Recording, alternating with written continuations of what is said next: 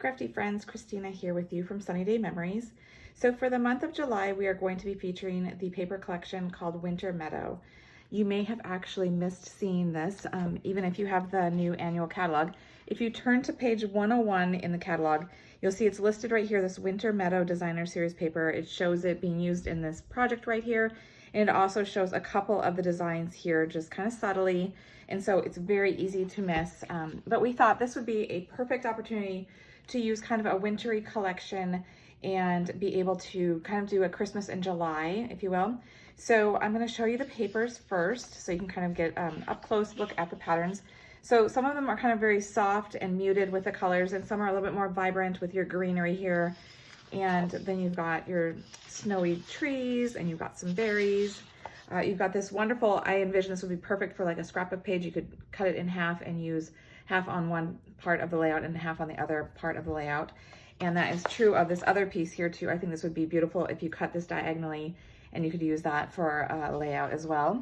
And then when you flip over the papers, you've got some subtle, wonderful, like kind of color washed, kind of snowy looking one here, another kind of color washed one, all wonderful, very easy to use, lots of fun that you could do with these. So let's go ahead and get started. So for this week, we are going to be creating a easy but really cute and fun holiday treat holder. So it's great packaging. You could use it for something other than little treats. You could put like a small little gift in there, but nothing says holidays like creating your own little packaging for it. The presentation just makes it so personal. So let's go ahead and talk about the supplies that we're going to need. You actually don't need too many, which is kind of nice. So you could actually create a bunch of these with very few supplies. So with the Winter Meadows, we are using this very soft, kind of water painted almost tree paper. And then on the back side, it's kind of a water colored washed to look to it. So the idea with this is you want something that you like both patterns, because we're going to actually be folding down and showcasing the other side of it. So just something to keep in mind when you are choosing your papers. So these measure 3 inches wide by 6 inches tall. And then I've gone ahead and I've scored at 3/4 of an inch. And again, down here at 4.5 if you're going all the way across. Otherwise, if it's easier for you to just rotate your paper, it's 3/4 of an inch. And then twice as much, it's 1.5 here from the edge. So either way, however you like to score your paper. So again, that's 2 of those that you will need. Then I am using the shaded spruce cardstock, and this one measures, it's 5 inches long by 3.5 tall. And then all the way around on all 4 sides, I have scored it at 1 inch. And then we are using a little piece here. This is 2.5 by 1 inch. And then I'm also showcasing the beautiful circles in the Spotlight on Nature. If you haven't seen these, it's pretty awesome because you get a total of, I think it's 12, 3, 4, yep, 12, 6 here and then 6 here. And so the patterns kind of repeat, but they're in the different sizes, so you can nest them. And it's just, they're just so amazing because I know I love stitched circles, but these are fun because they have all the different designs in them, and it's just fun way to create using different designs with the circles. And so I have one, the smallest one here, I think is about 1.5. Let's see, yeah, 1.5, and this is 2.25. It's just 3/4 of an inch bigger. And this is also that same paper collection, that Winter Meadow, where I'm using a watercolor wash on the one side, and then it's got the berries on the back side. So I've got those, and then I have some ribbon, some gold ribbon, and I've taken 13 inches of the ribbon. And that is what you need, and a stamp set, obviously, to go ahead and stamp on your sentiment. So let's go ahead and start creating it. So we're gonna go ahead, like I said, we're gonna fold down that top, that 3/4 inch score line, just so that we can really show off that second side of our paper. And so then the bottom portion is actually going to be overlapped. That's gonna give it some more additional sturdiness. We're gonna go ahead and glue these pieces together so that they're flush up against each other. So you can already kind of see it taking shape. So for this, I would recommend using something strong like our tear and tape, just so that way it holds right away and you got a nice strong hold to it. I've gone ahead and I put all the way around on all 4 sides just because I really do want it to hold good, because it is a 3D item, and whenever you have those 3D items, it's best to make sure you have a strong hold to it. So now I'm just gonna go ahead and remove the backing on all of those and layer up the papers just as I had shown you. So I'm going ahead and I'm just sticking this right up against the score line here. And so that way it creates a nice solid hold to it. And you can see that then I'll bring it together like this. It's almost kind of like a little tent in a way. So then what we're going to be doing with that shaded spruce piece is we're going to create the base that goes inside that tent piece. That way you can tuck something in there, your gift or your little handmade treats or whatever it is that you want to put in there. So I find it's helpful for me to go ahead and fold along those score lines so I can see where they are, because then we're going to do some snips so that we can go ahead and create that box shape. So I'm going to go ahead and I'm going to cut, let's see, right here up to that first score line there. And I'm going to do it on the other side here.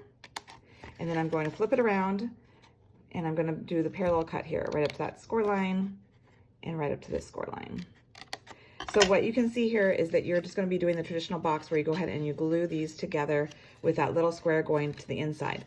So one thing I like to do just to have it be a little smoother so it's less bulky is I like to create a little mitered cut here. It's just like a little skinny triangle. And since I'm doing it on that one edge, I go ahead and I do it on the second one as well. So it's almost creating a better little tab here. It just, like I said, creates less bulk when you're going ahead and gluing it together. So I'm going to do that for all the corners here, and then I'm going to put score tape or the tear and tape, whatever you have handy, here on that tab, so then I can go ahead and glue them together so that it's flush up against that and flush at the top.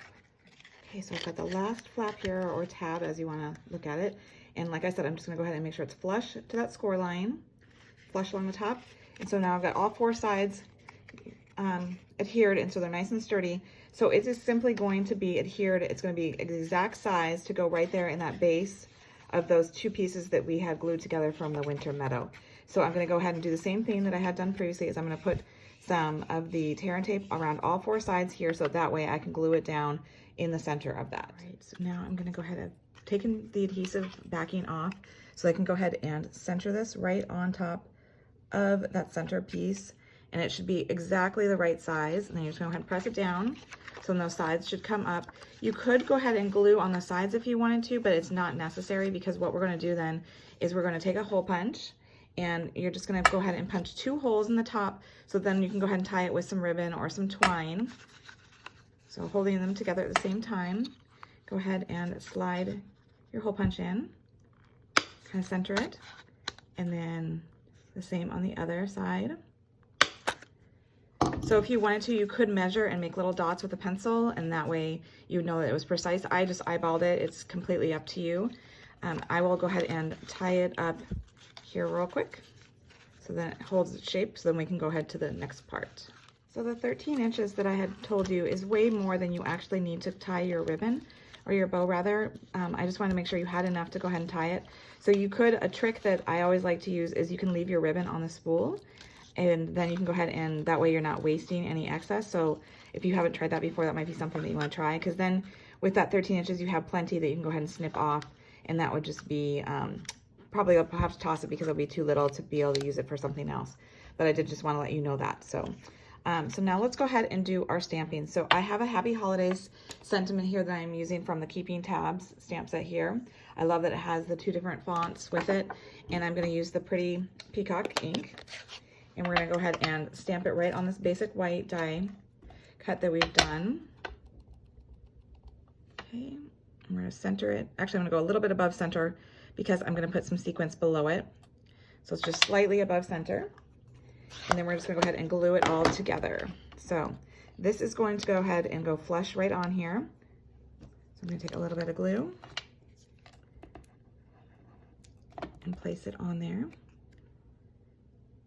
centering it. And then I'm going to go ahead and I'm going to glue it to the center of this little strip. I just wanted to bring in a little bit of the shaded spruce color, so having this little piece behind it with just a tiny bit peeking through is a nice way to tie it all together.